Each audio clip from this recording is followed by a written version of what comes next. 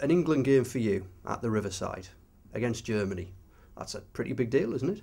Yeah, it's obviously an amazing opportunity to not just to represent your country, but do that in the stadium that I belong and where I'm from.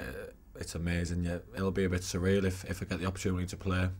Obviously, I'm in the squad, so that's brilliant news. But to play, we won't know until the day before. So fingers crossed that I'll get the opportunity to play in front of a home crowd. It'll be a fantastic day for me and my family.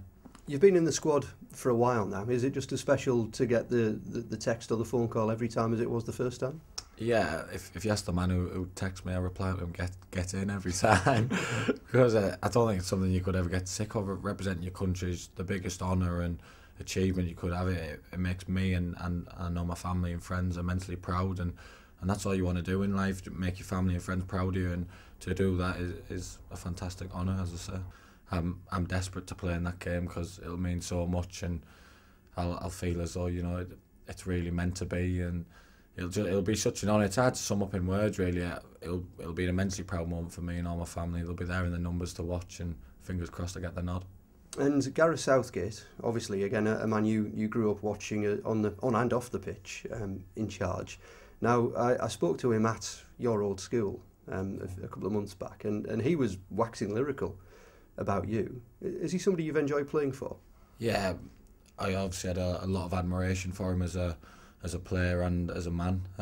He was fantastic for our football club, a leader, a manager and player, and he, in our most successful times, arguably, he was our leader, the person who we looked to. And you know, when we used to get a big win, he used to go to all corners of the ground and punch the air.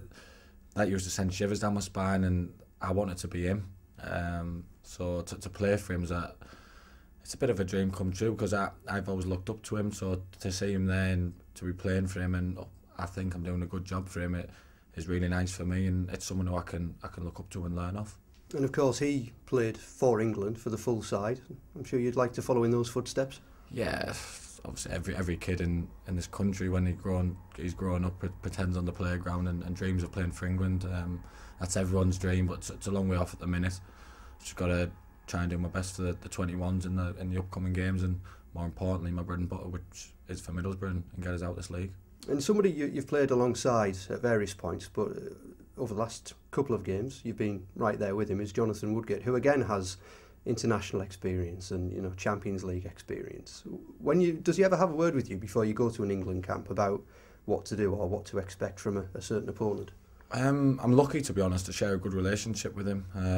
Not so much certain opponents. He does that when the players sort of that we come against on a weekly basis in the Championship. But the under-21s, he obviously hasn't played against a lot of them.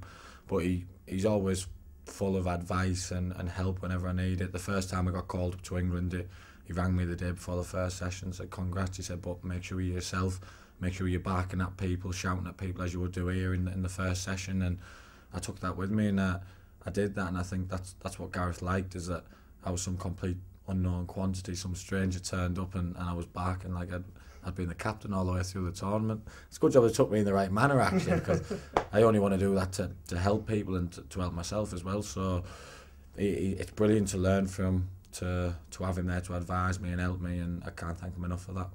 He's going to be watching you now on the night. Going to be sat in the stand making his commentary debut alongside us. How do you think he'll do?